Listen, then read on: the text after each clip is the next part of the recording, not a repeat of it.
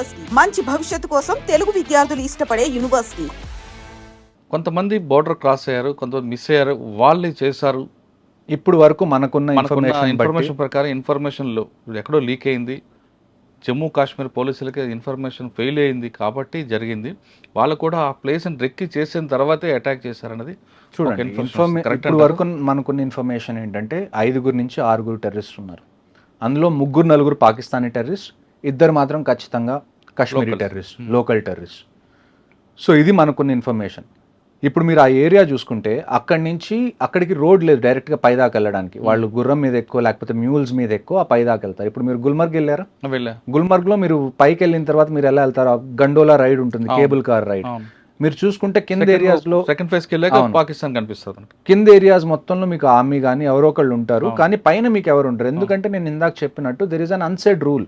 ఎక్కడైతే టూరిస్ట్ వీళ్ళందరూ ఉన్నారో, టూరిస్ట్ స్పాట్స్ ఏవైతే ఉన్నాయో అక్కడ వాళ్ళని కొద్దిగా ఫ్రీగా వదిలేద్దాం, వాళ్ళు ఎంజాయ్ చేసుకునేలాగా. అక్కడ మిలిటరీ ప్రెజెన్స్ ఉంటే అంత కరెక్ట్గా ఉండదు అన్న ఉద్దేశంతో మనం ఎక్కడైతే ఆ పై స్టేజెస్ ఉంటాయో అక్కడ మనం దాన్ని ఏమంటారు పెద్దగా కదిలించాం. That is what they have taken advantage of. వాళ్ళు వెనకాల నుంచి వచ్చారు జంగల్స్ నుంచి, వాళ్ళు ఆల్రెడీ నాకు తెలిసి అయితే they have been staying in those jungles for at least 1 or 2 months. అక్కడ వాళ్ళ హైడౌట్ ఏదో ఉంది. ఆ హైడౌట్లో వాళ్ళు ఖచ్చితంగా మొత్తం సెట్ చేసుకొని ముందు నుంచే ఉన్నారు. వాళ్ళు ఆర్డర్స్ కోసం వెయిట్ చేసి ఇది 22nd వాళ్ళు ఎగ్జిక్యూట్ చేశారు. And I can కన్ఫర్మ్లీ say there is Pakistan army behind this, especially Asim Munir, the chief of army staff of Pakistan. ఎందుకంటే ఆసిమ్ మునీర్ అనే ఆయన he is not a general soldier. ఆయన ఇంతకుముందు ఎక్కువగా ఐఎస్ఐలో పనిచేశారు. He is a spy soldier.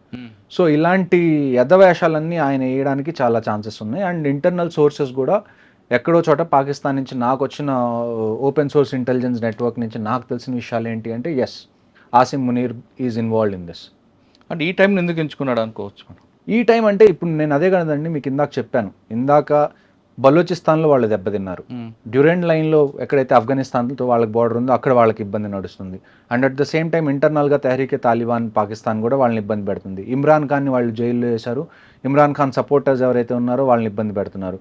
పేరుకి Shehbaz Sharif PM కానీ మొత్తం నడిపించేది మొత్తం chief of army staff, ISI chief, వీళ్ళే నడిపిస్తారు పాకిస్తాన్ మొత్తంలో.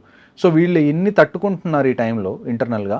ఇలాంటి టైంలో వాళ్ళందరూ వాళ్ళ కంట్రీని యునైట్ చేయాలి అంటే హిందూస్కి అగేన్స్ట్గా మనం వెళ్ళాలి, హిందూస్ని మనం చంపాలి. సార్ ఇప్పుడు మీరు అన్నట్టు హిందూకి వ్యతిరేకంగా చంపారు. పాయింట్లు ఇప్పి చూపించి మరి లేదా ఖురాన్ చదవని వాళ్ళకి వెంటపడి మరి చంపారు. అవును, కానీ ఒక గుర్రం నడుపుకొచ్చిన ముస్లింని కూడా చంపారు. నాకు తెలిసిన ఇన్ఫర్మేషన్ ప్రస్తుతానికి ఏంటి అంటే చూడండి, at the end Kashmiri survive అయ్యేది దేని మీద? టూరిజం మీద. నేను ఇందాక చెప్పినట్టు. సో చాలామంది టూరిజంలో ఎవరైతే ఉన్నారో కాశ్మీర్లో they are really nice to people who visit there. ఎందుకంటే అది వాళ్ళ లైవ్లీహుడ్ కాబట్టి. సో నాకు తెలిసిన ఇన్ఫర్మేషన్ ఏంటి అంటే ఈ గుర్రం అతను ఎవరైతే ఉన్నారో అతను ఈ ఇష్యూ జరుగుతున్నప్పుడు ఆ రైఫిల్ స్నాచ్ చేయడానికి ట్రై చేశాడు టెర్రరిస్ట్ దగ్గర నుంచి. సో అతన్ని కూడా అందుకని చంపేశారు. సాధారణంగా మీరు చెప్తున్న ఆ ప్లేస్ మనం స్విట్జర్లాండ్, ఇండియన్ స్విట్జర్లాండ్ అంటాం. నేను కూడా వెళ్ళా. అక్కడ నూడిల్స్, మంచి గావా, ఇంకొక అవన్నీ కూడా బంద్ ఉన్నాయండి. మంచి క్వశ్చన్ అడిగారు. ఇంకొకటి నాకు తెలిసిన ఇన్ఫర్మేషన్ ఏంటంటే రాత్రి చాలామంది అక్కడ చాయ్ వాళ్ళు కానివ్వండి, లేకపోతే అక్కడ చిన్న ఏవో ఒక బిజినెస్ చేసుకున్న వాళ్ళు ఎవరైతే ఉన్నారో వాళ్ళు రాత్రి గాయమైపోయారు. వాళ్ళు పనికి రాలేదు next day. So somewhere locals also కొంతమందికి తెలుసు నెక్స్ట్ డే ఇలాగేదో పెద్దది జరగబోతుందని. ఎందుకంటే ఇలాంటివి నేను కాశ్మీర్లో డే టు డే బేసిస్ నేను చూసేవాడిని. ఎప్పుడైతే ఎక్కడన్నా ఏదైనా ఇన్సిడెంట్ జరుగుతుంది అంటే మాకుండే ఫస్ట్ ఇండికేషన్ రోజు రెగ్యులర్గా కనిపించే విషయాలు కనిపించకపోవడం. That is the first indication. అంటే ఇప్పుడు మీకు ఒక ఏరియాలో 10 కొట్లు ఉన్నాయండి, రోజు ఓపెన్ అవుతాయి, రోజు అక్కడ బిజినెస్ నడుస్తుంది. ఒక్కసారిగా మీరు ఒకరోజు మార్నింగ్ వెళ్ళగానే 10 కొట్లు 10కి 10 బంద్ ఉన్నాయి అంటే ఏదో జరగబోతుంది అని చెప్పి. సో నెక్స్ట్ టైం కూడా ఇలాంటివి ఏమన్నా ఉంటే నేను ఇందాక మీరు చెప్పినట్టు ఇక్కడ చేంజ్ అనేది రావాలి అంటే army, navy, air force, these people are doing it for the last 75 years. Change ఎప్పుడు వస్తుంది అంటే కాశ్మీరీ లోకల్ ఎప్పుడైతే వాళ్ళు వీళ్ళకి సపోర్ట్ చేయడం ఆపేస్తారో అప్పుడే వస్తుంది. కానీ ఇప్పుడు మీకున్న ఇన్ఫర్మేషన్ ప్రకారం మరొకసారి దాడి జరిగే అవకాశం ఉందంటున్నారు, వాస్తవం? చూడండి, కొంతమంది ఇంకా ఆల్మోస్ట్ 1500 మంది OGWs అంటాం మేము, ఆన్ గ్రౌండ్ వర్కర్స్. అంటే మీరు సివిల్ భాషలో స్లీపర్ సెల్స్ అని అనుకోవచ్చు. 1500 మందిని డిటైన్ చేశారు. 1500 మందిని డిటైన్ చేయడం అంటే చిన్న విషయం కాదు. 1500 మందికి ఎన్ని జైల్స్ కావాలో మీరు ఆలోచించండి. వీళ్ళందరినీ ఉతికి ప్రతి ఇన్ఫర్మేషన్ బయటికి లాగుతారు. ఎవరు దీని వెనకాల హ్యాండ్లర్స్ ఉన్నారు, అసలు దీన్ని మొత్తాన్ని ఎగ్జిక్యూట్ చేసింది ఎవరు? Rashtriya rifles is going to do it's work అండి, అందులో మీకు డౌటే లేదు. ఎవరైతే ఈ టెర్రరిస్ట్ ఉన్నారో, ఎవరైతే దీనికి పాల్పడ్డారో వీళ్ళైతే ఖచ్చితంగా చచ్చిపోతారు. There is no doubt in it. కానీ వీళ్ళని చంపేస్తే ప్రాబ్లం అయిపోదు కదా. We also need solution for a long duration. Long term solution కావాలి. లాంగ్ టర్మ్ సొల్యూషన్ కావాలి అంటే Pakistan army needs to be targeted. దానికి మీరు వార్ చేయాలి అని అనుకుంటే వీఆర్ రెడీ టు పార్టిసిపేట్. మీరు ఒక్కసారి గో హెడ్ ఇవ్వడమే మీ చేతిలో ఉంది. అచ్చా సార్, ఈసారి వాళ్ళు అటాక్ చేస్తున్నప్పుడు డిజిటల్ ఎక్కడ కూడా డిజిటల్ సిగ్నేచర్ లేదు కాబట్టి మన ఇండియన్ ఆర్మీ ఫెయిల్ అయింది. కంప్లీట్గా మనం డిజిటల్ మీద, ఎలక్ట్రానిక్ దీని మీద ఎక్కువ ఉన్నాం, సెల్ ఫోన్స్ వాటి మీద మనం ఎక్కువ ఫోకస్ చేస్తాం. కానీ ఫుడ్ ఇంటెలిజెన్స్కి మనం ప్రయారిటీ ఇవ్వలేదు కాబట్టి ఈసారి వచ్చిందని ఒక వార్త ఉంది. వాస్తవం అంటారు అది? చూడండి, మీకు నేను లాస్ట్ టైం మాట్లాడినప్పుడు కూడా నేను చెప్పాను, ఇంట్ అనేది 2 రకాలు. ఫోన్స్ కానీ ఏది కూడా యూజ్ చేయలేదు కదండి. ఎలాగో అలాగా ఇప్పుడు ఒక ఆపరేషన్ చేయాలి అని అనుకుంటే ఎక్కడో చోట కమ్యూనికేషన్ అనేది వాళ్ళు ఎస్టాబ్లిష్ చేసుకోవాలి, తప్పదు అది.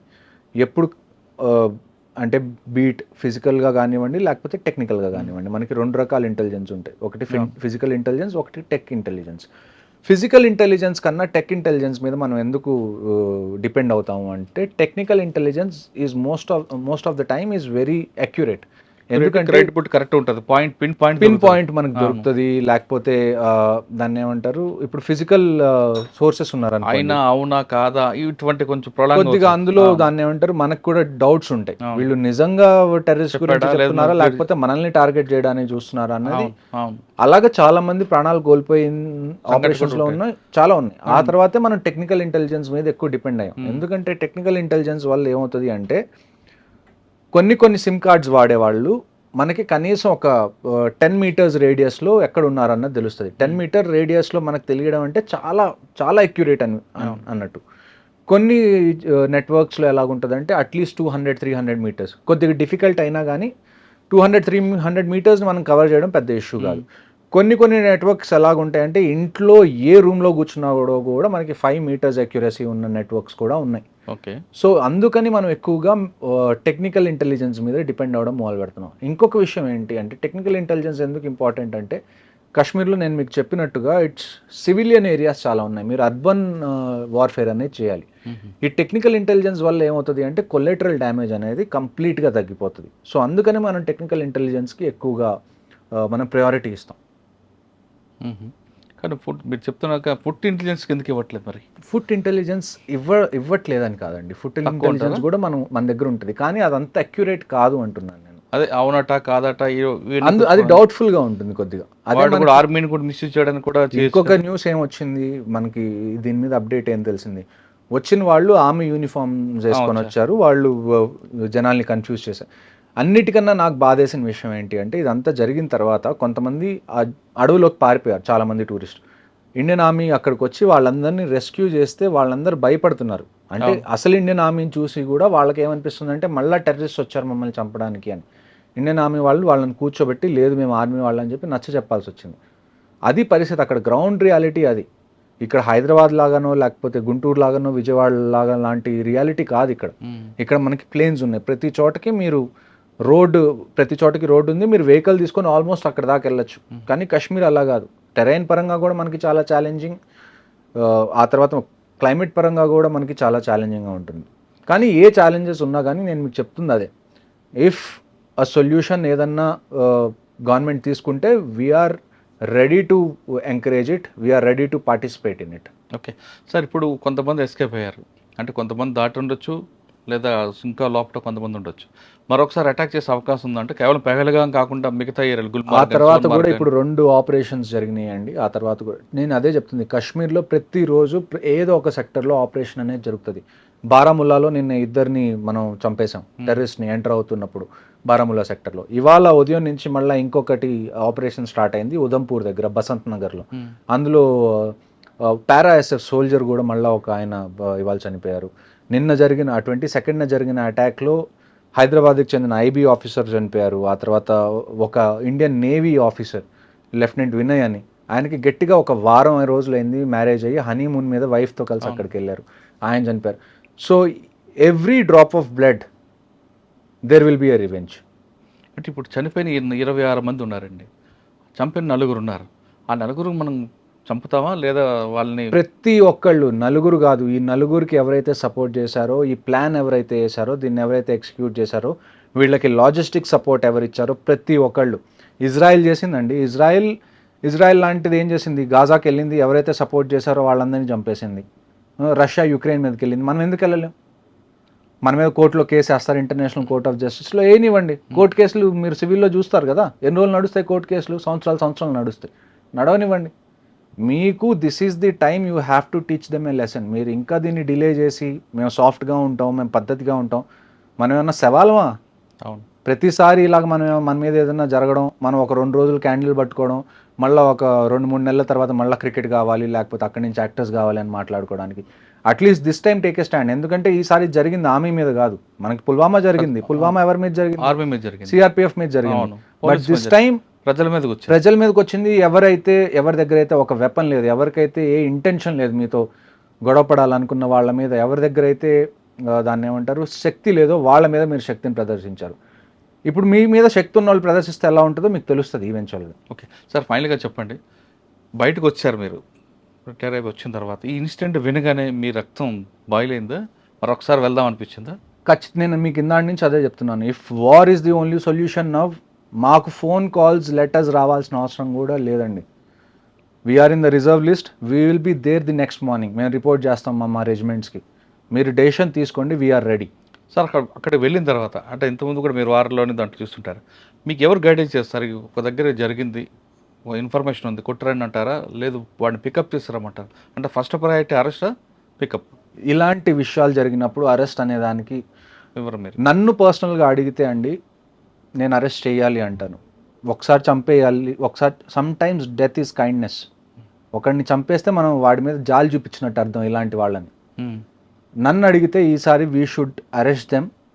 వాళ్ళ టార్చర్ ఎలాగ ఉండాలి అంటే, మేము కాశ్మీర్లో నేను చెప్తాను, నేను ప్రతిసారి ఆపరేషన్కి వెళ్ళేటప్పుడు నేను చెప్పేది ఏంటి అంటే, ఇస్లాంలో ఏంటి అంటే ఎవరన్నా చనిపోతే ఏం చేస్తారు? పూడ్చి పెడతారు, కాల్చరు. కాలిస్తే వాళ్ళు దాన్ని ఏమంటారు, వాళ్ళ రిలీజన్ బట్టి అది దాన్ని అగేన్స్ట్. ఏ టెర్రరిస్ట్ అయితే ఇస్లాం పేరు చెప్పుకొని ఇక్కడికి వచ్చి పిచ్చి పనులు చేస్తున్నాడో, make sure he doesn't get buried, make sure he gets burned, he gets roasted. వాళ్ళకి ఎలాగ ఉండాలి అంటే, వాళ్ళు ఏదైతే అనుకొని వచ్చారో, నేను ఇదంతా చేస్తే నేను స్వర్గానికి వెళ్తాను, నన్ను పూడ్చిపెట్టిన తర్వాత అని అనుకున్నారో, ఆ థాట్ని చంపేసేయండి. నేను ఇప్పుడు కూడా అదే చెప్తున్నాను, ఎవరైతే వీళ్ళు ఉన్నారో నన్ను పర్సనల్గా అడిగితే killing them is not the answer. వాళ్ళని నుంచోబెట్టి వాళ్ళకి కనీసం ఒక 2-3 సంవత్సరాలు ప్రతిరోజు చిత్రహింసలు పెడితే తప్ప నెక్స్ట్ వచ్చే వాళ్ళకి ఆ భయం ఉండదు. చంపేస్తే ఏమవుతుంది? వస్తున్నాం, చస్తున్నాం, వీ విల్ గెట్ 72 వర్జిన్స్ అనే డిల్యూషన్లో ఉన్నారు వీళ్ళు. జిహాద్ అంటున్నాడు కదా. ఈసారి రానివ్వండి, పట్టుకోండి, వాళ్ళని చంపకుండా వాళ్ళని జీవోత్సవాల్లాగా ఎన్ని రోజులు ఉంచగలిగితే అన్ని రోజులు మీరు ఉంచండి. That is how you teach a lesson నన్ను అడిగితే. కానీ దొరికే అవకాశం తక్కువ అంటారు. ఖచ్చితంగా దొరికే అవకాశం తక్కువ కాదండి. ఇప్పుడు ఏంటి అంటే, వాడి దగ్గర వెపన్ లేదనుకోండి, ఈజీగా వెళ్ళి ఎంత కష్టమైనా కానీ మనం పట్టుకోవచ్చు. కానీ మనం అక్కడికి వెళ్ళినప్పుడు ఏమవుతుందంటే గన్ ఫైట్ స్టార్ట్ అయిపోతుంది, ఫైర్ ఫైట్ స్టార్ట్ అయిపోతుంది. అందులో ఏంటి అంటే, మనం ఎంత ట్రై చేసినా వాడిని చంపకుండా పట్టుకోవాలి అన్న ఎంత ట్రై చేసినా కానీ ఎప్పుడైతే గన్ ఫైట్ స్టార్ట్ అవుతుందో ఈవెన్చువల్గా వాళ్ళని చంపాల్సి వస్తుంది. కానీ ఇప్పుడు జరిగిన ఇన్సిడెంట్లో 4 వచ్చారు, కానీ మరో 3 వాడికి ఎస్కేప్ చేయడానికి కూడా ఉండొచ్చు అనేది ఒక ఇన్ఫర్మేషన్ ఉంది. ఇంకొక ఇన్ఫర్మేషన్ నాకు వచ్చింది ఏంటంటే, ఈ మొత్తం ఆపరేషన్ అయిపోయిన తర్వాత, వాళ్ళు చేసింది ఏదైతే ఉందో అది అయిపోయిన తర్వాత, ఒక 2-3 లోకల్స్ వాళ్ళని తప్పించుకోవడానికి హెల్ప్ చేశారన్నది నాకు వచ్చిన ఇన్ఫర్మేషన్. ప్రతి ఒక్కళ్ళకి వాళ్ళు మూల్యం చెల్లించాల్సిందే, దాంట్లో క్వశ్చన్ అనేది లేదు, సెకండ్ క్వశ్చన్. కానీ అది ఎలాగన్నది మనం వేచి చూడాలి. ఏదైనా పిఎం గారి డెసిషన్ మీద ఉంది. పిఎంగా చూడండి, లోకల్గా ఏది జరగాలన్నా కానీ ఆర్మీ డెసిషన్ తీసుకుంటే చాలు. బట్ ఇది చిన్న విషయం కాదు. ఆర్మీ మీద ఏదైనా అటాక్ అయింది, లేకపోతే ఏదైనా టెర్రరిస్ట్ ఆపరేషన్ కాదు ఇది. It is a direct declaration of war. ఎందుకంటే వాళ్ళు సివిలియన్స్ని టచ్ చేయకుండా ఉండాల్సింది. సివిలియన్స్ని టచ్ చేశారు అంటే directly or indirectly somewhere they want war, we will give it to them. Okay, Kashmir మీద యుద్ధం ప్రకటించారు పాకిస్తాన్ అంటున్నారు మేజర్ హర్షవర్ధన్ గారు. అక్కడ చనిపోయింది టూరిస్టులు కాదు, భారతదేశం మీద యుద్ధం ప్రకటించారు. కాబట్టి ప్రతి ఒక్క ప్రాణానికి మనం ప్రతీకారం తీర్చుకోవాల్సిన సమయం ఆసన్నమైంది అంటున్నారు మేజర్ గారు. ఇప్పటికైనా ప్రధానమంత్రి గారు ఖచ్చితంగా సరైన సమయంలో మంచి డెసిషన్ తీసుకుంటే, నేను బయటికి రావడానికి నాతో కాదు, నేనే కాదు, ఖచ్చితంగా రిటైర్ అయిన వాళ్ళందరూ కూడా ముందుకు వస్తాం. ఫోన్ కాల్ కూడా అవసరం లేదు, జస్ట్ న్యూస్లో చెప్తే చాలు వస్తాం, మన సడాకని చూపిద్దాం అంటూ ఆయన వార్నింగ్ ఇస్తున్నారు. ఇప్పటికైనా చాలామంది కేవలం టూరిస్టులు చనిపోయినప్పుడు మాత్రమే మనం క్యాండిల్ ర్యాలీలు తర్వాత కార్యక్రమాలు చేసి ఏదో మమ అనిపించకుండా ఎప్పుడు కూడా మనం ఎప్పటికైనా సరే మన పాకిస్తాన్ కాబట్టి దాంతో ప్రతీకారం చేరడానికి మీరందరూ ముందుకు రండి. అంతేగాని భారత్ పాక్ మ్యాచ్ అవ్వగానే చప్పట్లు కొట్టడం, పాకిస్తాన్ హీరోయిన్లు వస్తే వెల్కమ్ చెప్పడం అనేది కరెక్ట్ కాదంటూ ఆయన చెప్తున్నారు. అది కాశ్మీర్లో జరిగిన ఇష్యూపై మేజర్ హర్షవర్ధన్ గారితో ఎక్స్క్లూజివ్ ఇంటర్వ్యూ. వచ్చే వారం మరో ఇష్యూలో మళ్ళీ కలుద్దాం. అంతవరకు నమస్తే సార్. Thank you. చనిపోయిన ప్రతి ఒక్క కుటుంబానికి